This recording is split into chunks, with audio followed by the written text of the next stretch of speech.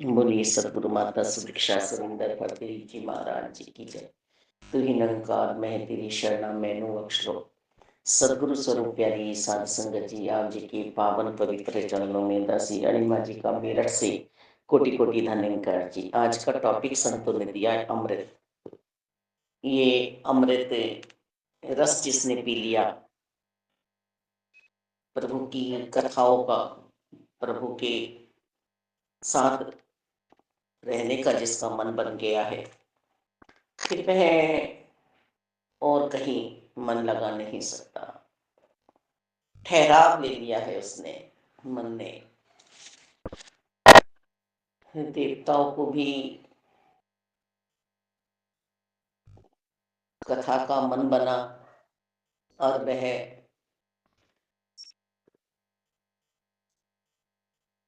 अमृत कलश लेकर आ गए। मानवों को जो कथा श्रवण करने बैठे थे, संकालिक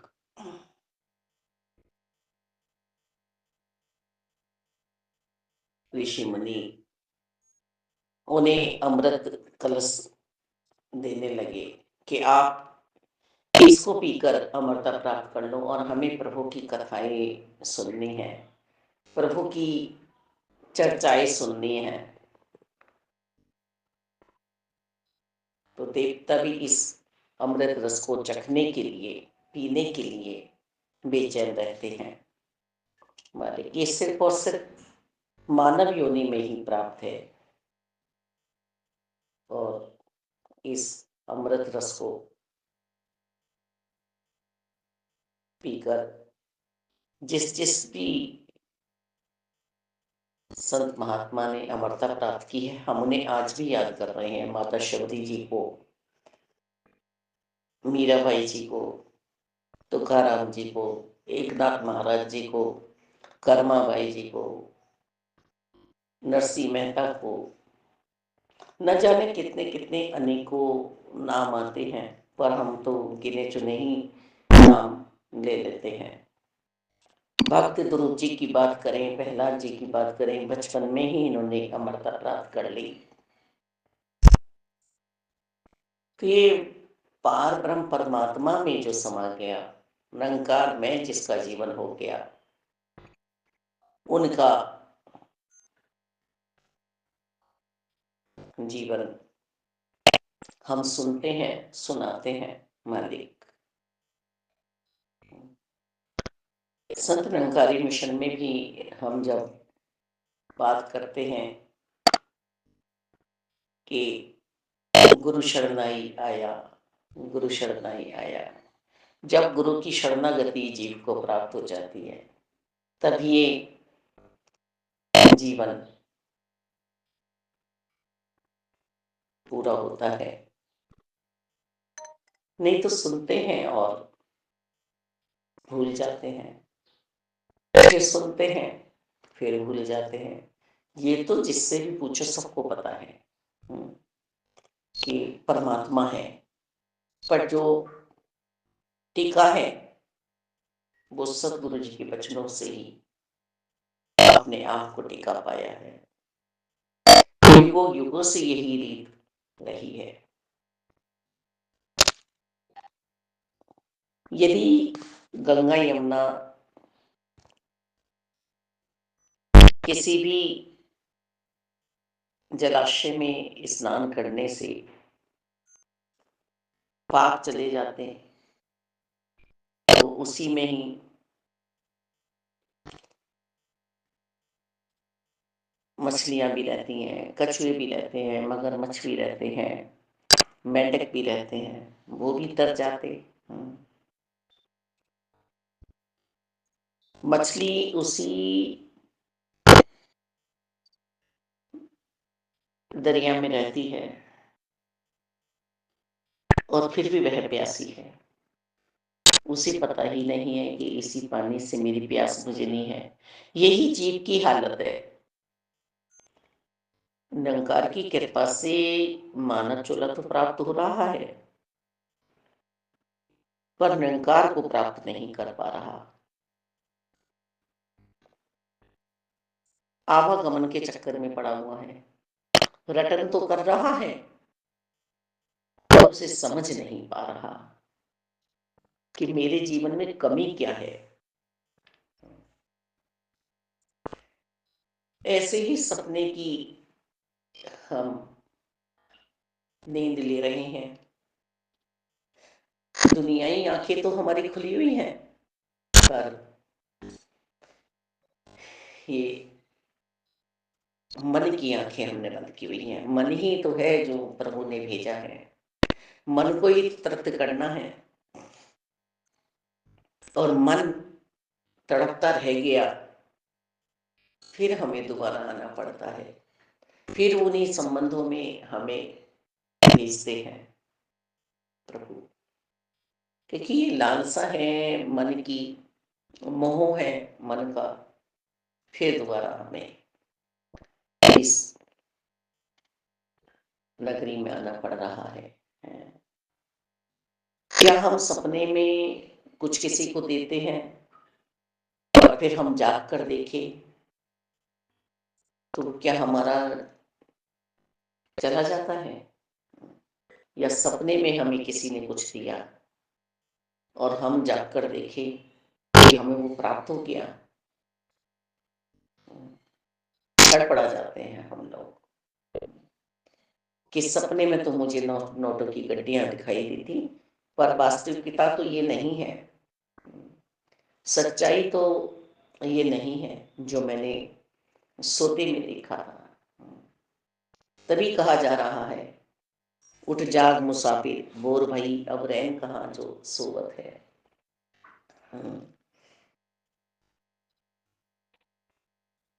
और मनुष्य कितना होशियार बन रहा है, समझदार बन रहा है कि शरीर की आंखें खोलकर अपने आप को सावधान समझ रहा है। पर यहाँ तो आध्यात्मिकता का सफर है मालिक, मन की आंखें खोल दे। ये जन्मों जन्मों की जो मन पर मैल जमी हुई है, ये प्रभु के कथाओं से, प्रभु की चर्चाओं से, सत्संग करने से उतरने वाली है। ये प्यारे प्यारे जो संतों की वचन आते हैं, न जाने कौन सा वचन हमारे मन में समा जाए। सत्संग में पहले जाओ और पहले पाओ। हम सत्संग में समय से नहीं पहुंचते हैं और हम कुछ प्राप्त भी नहीं कर पाते हैं।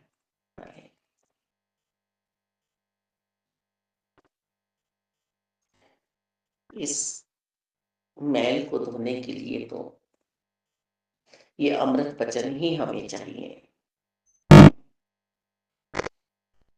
इस तन का स्नान तो हम कर लेते हैं, सजा लेते हैं, संवार लेते हैं, पर मन को जब हम वैर ईर्ष्या द्वेष नफरतों से मुक्त करेंगे, आजाद करेंगे, तब बात बनने वाली है।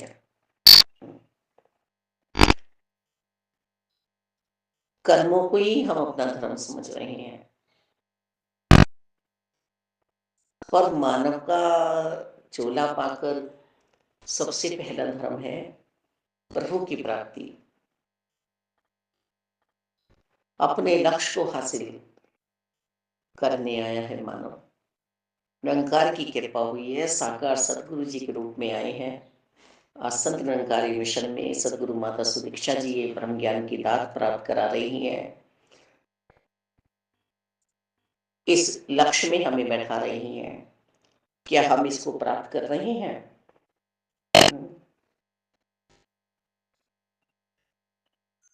ये जीव अपना व्यर्थ में समय गवा रहा है और गया समय फिर हाथ नहीं आएगा, फिर तो रोएगा, कुरलाएगा, फिर बात बनने वाली नहीं है। समय तो मुट्ठी में रेत है हमारे, निकले चला जा रहा है, मुट्ठी खाली हो रही है। ऐसे ही समय फिर कदर कर लो। आए हुए साकार सतगुरु जी की हैं। इन्होंने हमसे कुछ नहीं लिया, इन्होंने हमें सर्वस्व दिया है अपना, सतगुरु जी ने, कि जो मेरे पास है वो आप ले लो। और इस निरंकार प्रभु परमात्मा में रहकर तुम सारे कारोबार करो, और यही कार्य तुम्हारे, यही कर्म तुम्हारे सेवा रूप धारण कर लेंगे। हम जब कहते हैं ना कि हमने किसी को कुछ दिया, हमने किसी से कुछ लिया, तो हम भार में पहुंच जाते हैं कि किसी का लिया है तो उसे देना भी है, किसी को दिया है तो हाई इतना दे दिया। और जब सेवा भावना आ जाती है मन में, तो एक तृप्ति आ जाती है मन में कि प्रभु परमात्मा का है तन मन धन, और इससे सेवा हो गई।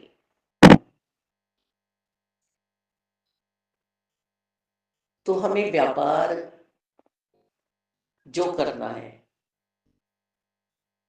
वह प्रभु का ही करना है मालिक। और जब ये हमें याद है, तो हम चाहे अपने सर्विस पे हैं, घर में हैं, पढ़ाई में हैं, तो हम किसी भी अहंकार में नहीं आ सकते, बोझ तले हम दब नहीं सकते। बस एक परमात्मा का बोध होने से, योग में रहने से हम, हाँ, एक चिंता तो संत को हमेशा सताती है, ये हम भी देख रहे हैं अपने जीवन में, कि या तो कोई ब्रह्म ज्ञानी जब इस राह से, इस सोच से हट जाता है, उसकी चिंता बनती है कि चिंतन में क्यों नहीं पहुंच रहा है, ये ध्यान में क्यों नहीं पहुंच रहा है, इसने अपने इतने सुंदर जीवन को व्यर्थ कैसे गवा रहा है ये है? और या ये कर सकते हैं इस समय, इस अमृत रस को पी सकते हैं अपने जीवन में, अपने समय का सदुपयोग, अपनी सांसों का सदुपयोग। सांसें भी हमें गिनती की मिली है मालिक, ये सांसें भी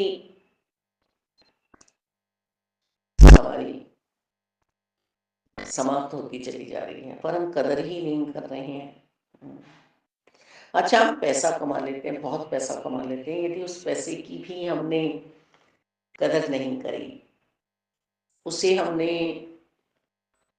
संतों की सेवाओं में नहीं लगाया, दूसरी गलत जगह उस पैसे को हमने उठाया, तो उस पैसे का भी क्या हमने सदुपयोग किया? जीव को अपने जीवन में आकर ब्रह्म ज्ञान की दात प्राप्त करने के बाद, एक को जानो, एक को मानो, एक के होकर रहने के बाद जो आनंद की प्राप्ति होती है, वही तो ये अमृत है।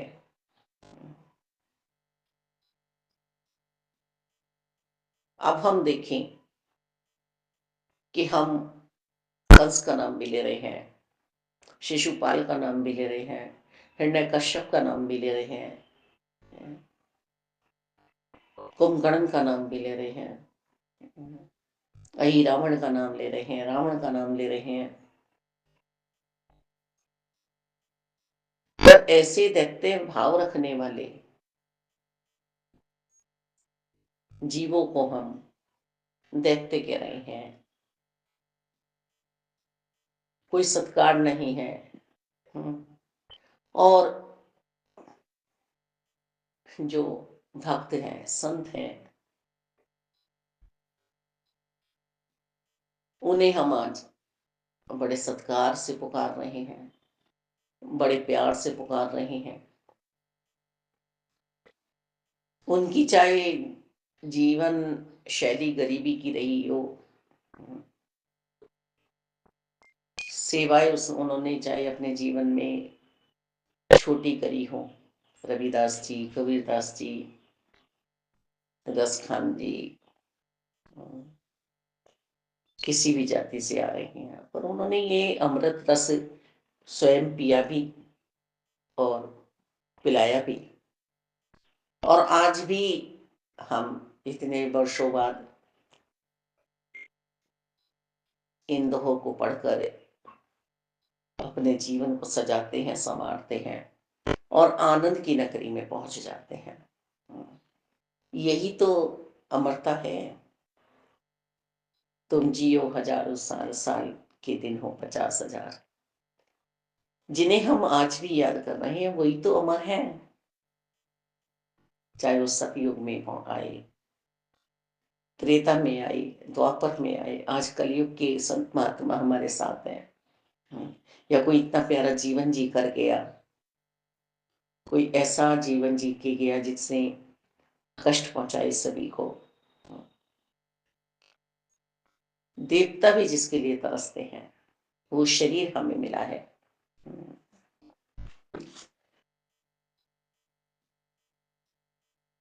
सतगुरु जी धर्म की धरती है। यहाँ हम बीज बो सकते हैं।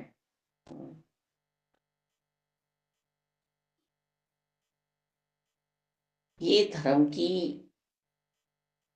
धरती पर हम बीज बो सकते हैं। पर ऐसी सेवा क्या हम कर रहे हैं? जीवन मुक्ति तो इन्होंने करा दी, उसका फल भी हम चख रहे हैं, बड़ा मीठा है। पूरा दिन हो जाए, पूरी रात हो जाए प्रभु के ध्यान में, भान ही नहीं रहता है। ये भक्ति की चुनरिया उतरनी नहीं चाहिए। ये भक्ति के रंग में जो मन रंगा है, ये मन हमारा ऐसे ही रंगा रहे, है ना। ये अमृत रस कोई ऐसा नहीं है कि हमने पिया और फिर इसका रंग उतर जाएगा, नहीं। पायो जी मैंने राम रतन धन पायो, वस्तु अमोलक दी मेरे सब। बोलिए सब।